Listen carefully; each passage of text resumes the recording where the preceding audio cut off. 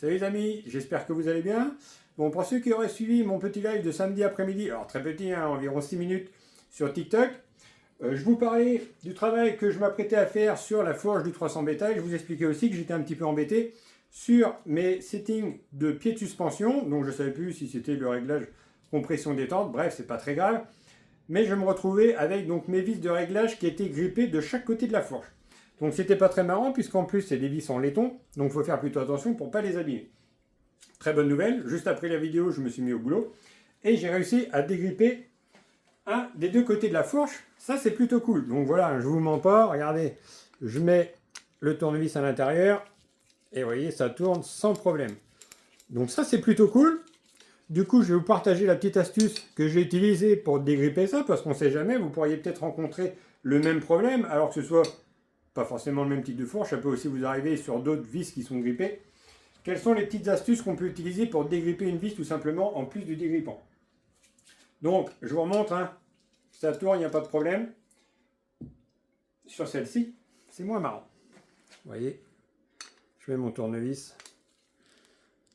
Ah bah là mon copain, tu peux y aller. Impossible. Donc, comment j'ai fait?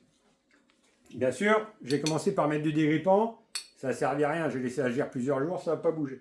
Donc, ce que j'ai fait tout à l'heure, c'est que j'ai commencé par chauffer un petit peu la pièce à l'aide d'un décapeur thermique. Donc, on va faire ça en direct, ça va être beaucoup plus simple. Je vais vous montrer comment j'ai fait et je vais vous expliquer au fur et à mesure qu'est-ce qu'il faut faire. Donc, on va faire ça en direct. Hop. Bon, j'espère que vous allez bien voir. Donc, je prends ma pièce. Je vais commencer par la chauffer au décapeur thermique.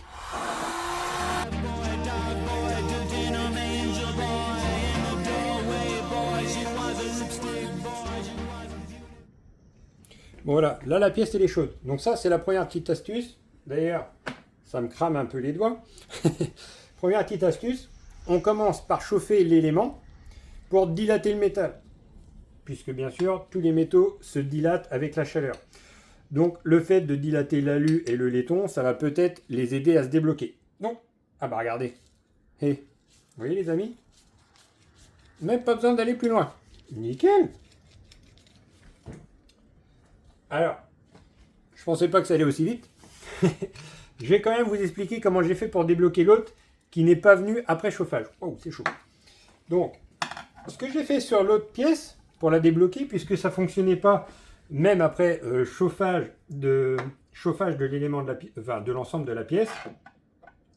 Ce que j'ai fait, ce que vous pouvez venir faire quand vraiment c'est grippé, alors soit par de la rouille, soit par des saletés. Là, on voit clairement que c'est des saletés qui étaient coincées en fait entre la vis et la pièce, bien sûr, parce que c'est dans le pied de la fourche, là, donc ça trempe dans la boue et tout ce que vous voulez. Donc voilà, là c'était vraiment grippé. Donc le fait de chauffer, ça vient de dilater nos deux éléments, donc ce qui va faciliter un petit peu le travail. Vu que tout à l'heure ça venait pas, une fois chauffé, j'ai pris un petit jet. Donc là c'est un petit jet métallique. Vu que c'est une pièce en laiton, il faut vraiment y aller mollo. L'idéal ce serait d'avoir aussi un petit jet en laiton ou alors en téflon, ce serait pas mal. Mais ce que j'ai fait, c'est que je suis venu tout simplement frapper ma pièce de chaque côté. On y va mollo, hein. On ne va pas abîmer, on va dire, l'embout de la pièce, puisque c'est quand même un élément de réglage. On ne va pas venir la tordre non plus.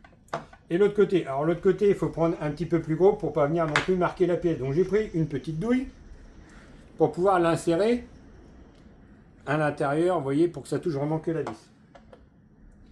Hop. Et on vient frapper tranquillou. Voilà, on donne vraiment des petits à-coups. Le but de la manœuvre, c'est quoi? Le but de la manœuvre, c'est tout simplement de venir créer des vibrations entre nos deux éléments. Vous allez venir créer des vibrations entre la pièce et la vis, ce qui fait que ça va venir décoller la crasse qui est entre les deux ou la rouille. Si la pièce a refroidi, on peut de nouveau la chauffer, remettre du dégrippant. À force, en général, ça finit par fonctionner. Donc là, vous voyez, c'est plutôt cool puisque on retrouve les petits crans de réglage, clac, clac, clac, et ça retourne correctement. Par contre, on sent bien que ça gratte un peu, qu'il y a des grains. Donc je vais faire comme j'ai fait pour l'autre pièce. Je vais la faire travailler à fond de chaque côté, et je vais venir la tremper. Donc là, pardon, j'ai pris un petit peu d'essence. Donc là, j'ai pris un petit peu d'essence, et je vais venir tremper ma pièce à l'intérieur. Vous voyez, pour bien la rincer, que ça pénètre et que ça vienne la rincer vraiment à l'intérieur. Ce qu'il y a de bien aussi, c'est de la mettre, la plonger à l'intérieur du produit de nettoyage. Donc là, c'est de l'essence. Et vous venez faire fonctionner votre pièce. D'accord? Comme ça, vu qu'elle rentre et qu'elle sort de chaque côté, ça va venir la rincer au fur et à mesure et la dégraisser en même temps. Donc vous faites ça plusieurs fois. Vous la rincez bien.